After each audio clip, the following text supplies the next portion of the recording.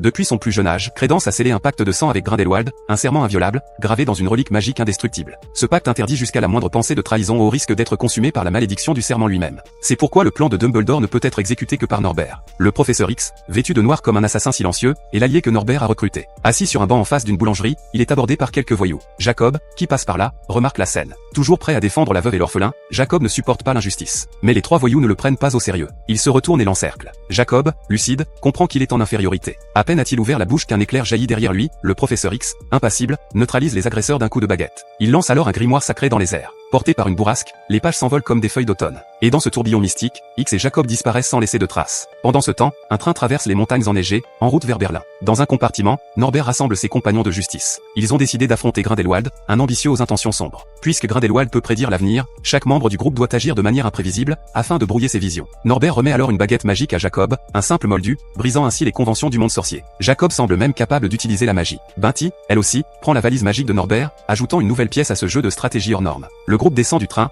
traverse un mur comme s'il n'existait pas. Jacob savoure pleinement cette expérience magique. Guidés par les nouvelles du journal, ils arrivent au siège de la Confédération internationale des sorciers, située au cœur de Berlin. Leur objectif, convaincre le chef de l'organisation de la menace réelle, et unir leurs forces contre la magie noire. Mais ce qu'ils ignorent, c'est que ce chef est déjà un espion à la solde de Grindelwald.